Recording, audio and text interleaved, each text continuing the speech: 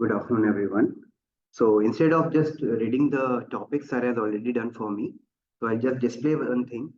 This is the water bottle, and according to the latest research just now published by the National Academy of Science, US, Columbia University, it contains 2.4 millions of nano and microplastics.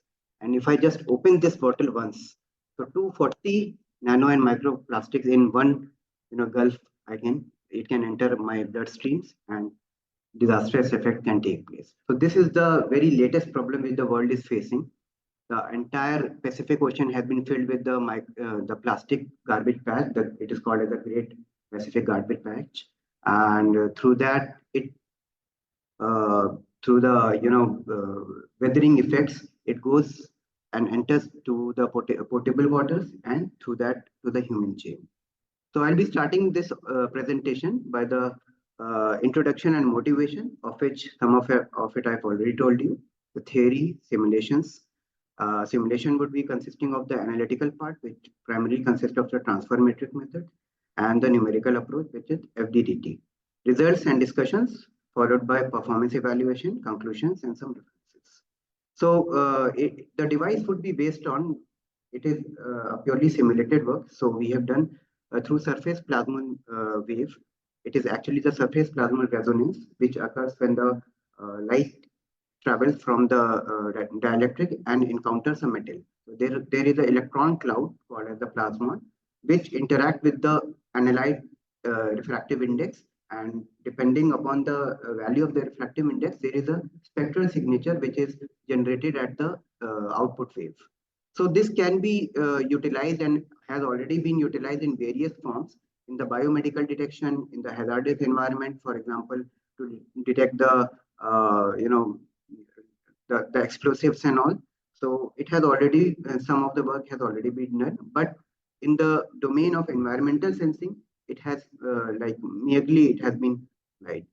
So these are some of the disease associated. If we see the biological markers, so if you see this part, the analytes, so H2A2, then volatile organic compounds, all are associated with some of the lung diseases, cancer, etc. Coming to the agrochemical, this method can also be used in detect the some of the potential hazardous elements like salmonella in milk, then phosphate insecticide in honey. Then coming to environmental modeling, it can be used to monitor the soil. And to this part particularly, I'm focused on the micro-nano plastic detection in the water body. So this is the main degradation cycle of the micro-nanoplastics. From the very first stage, from our home, from the industries, it enters to the waste streams, then waterways, rivers, sea, oceans, and then due to the constant fragmentation process, it takes the size of less than 5 mm, which is classified as microplastics, and then with the further effects, it takes the size of less than 100 nanometer, and that is quite dangerous when it enters the animal and human food chain. So it can make the disastrous effect such as punctured organs, intestinal blockages, then cancer formation, etc., etc. So the motivation is that apart from this, there is no dedicated technique to quantify which type of plastic is present and at what proportion it is present. So this work is basically focused on that. So this is the proposed structure. It will be an optical fiber, that is, we can have the distributed sensing for thousands of kilometers maybe, and intermittently we can coat that cladding, the outer surface of the optical fiber, with the this engineered nanostructured metamaterial, which comprises of multi-layer. It is a 4-layer structure. I'll be showing you. This is it. So this is a fiber core followed by silver layer, then gold, and on the top there is a graphene layer to increase the sensitivity. And this green one you can see, it is the analyte interaction with the light which has been incident from here, and SPR wave is generated here. So depending upon this green analyte, it can be virus, bacteria, nanoplastics, and number of things. So it will generate a specific spectral signature, and of which intensity if we measure, then we can quantify of what amount the plastics are present. And if we see the wavelength dip, we can quantify which type of plastic is it. So both way, both types of things it is covering. So first method is the transfer matrix method, and it is the analytical method which we have applied. So these are some of the simulation parameters. I'll not go into it. Straight to the results. You see that after coating, we are optimizing the outermost layer. After coating, the main parameter is the increment of the electric field intensity. So we are measuring that. So with uncoated, you can see the electric field intensity at the core cladding interface is around 160 volt per meter. But once we coat it, it increased by the factor of 10 to the power of 6 due to SPR phenomena. And further, when we put the nanostructure metamaterial, including the graphene, it further increased by the factor of 20 maybe. So yes. So this is the input source that the interaction will be happening at what wavelength. So we have optimized that which wavelength has to be chosen.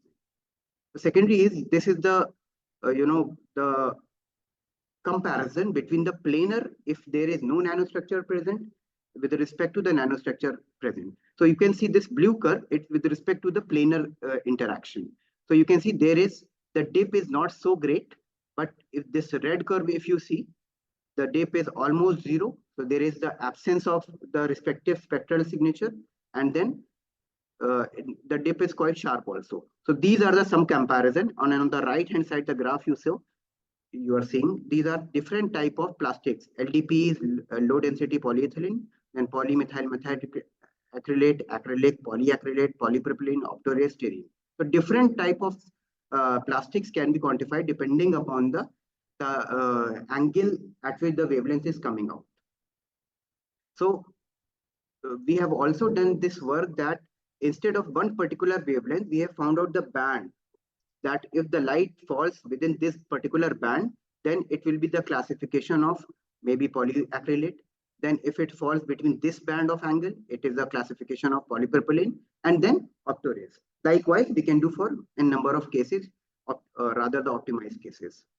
The second part is the numerical analysis. So numerical analysis is actually incumbent here is that we are taking an optical fiber. So measuring angle is very difficult task. So instead of measuring the angle, we can measure the shift in wavelength. So that is quite easy through a photodetector. So that is what we have done. We have first of all optimized the layering structure again, and then we have compared the shift in the wavelength. You can see blue one is for the LDPE, low density polyethylene. The blue curve is without the nanostructure, and there is a slight shift in the wavelength.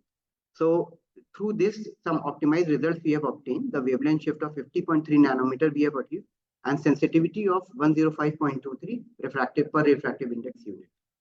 So yeah, so that's what the idea is. That was the conclusion. Most of the things I've already told you. The only thing is that if we can build this device, then the problem the world is facing, we can actually try to resolve that problem by pre-sensing the system. Maybe the potable water we are having, every home is having the plastic overhead tanks. So we can have some screening stage so that those hazardous nano and microplastic do not enter our bloodstreams, and it will save our lives. Thank you.